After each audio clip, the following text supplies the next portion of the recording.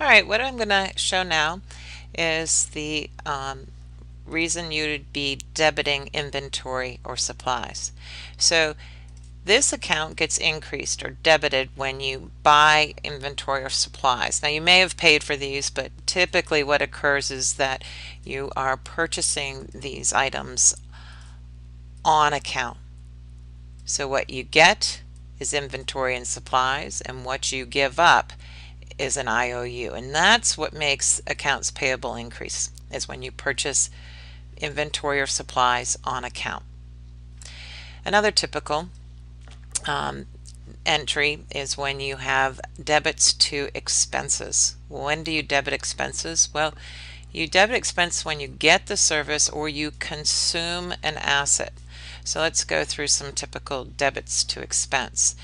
So you would do one for amounts used of your inventory or supplies. In other words, when you purchase these, it makes the asset go up, but when you use them, you're going to decrease the inventory or supplies and debit expense. Supplies expense or cost of goods sold, depending on if it's supplies or inventory.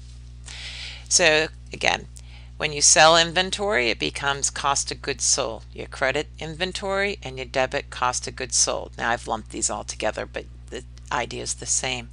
When you use your supplies, you're going to credit your supplies and debit supplies expense. Now what we also have is these prepaids. Initially, when you buy them in advance, you have an asset, but eventually you'll receive the service. If it's rent, if it's prepaid rent, once you stay in the place, you get the service. Up goes the expense, which makes shareholders' equity go down. That's why it's on the debit side. And you credit prepaid expenses. So again, you'll have other adjusting entries, they call them, where you will fix these asset accounts at the end of the accounting period for the amounts you've used up.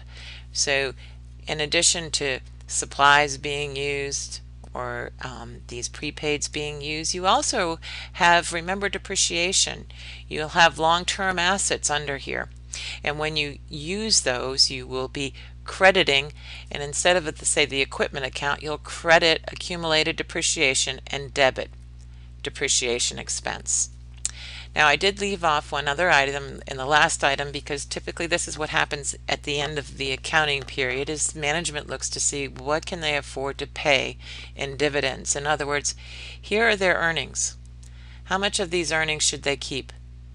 Well, they'll figure that how much they need to keep, what they can afford to pay. They'll debit dividends for the amount they'll pay to distribute to the owners, and credit cash. So that's the dividends as your final.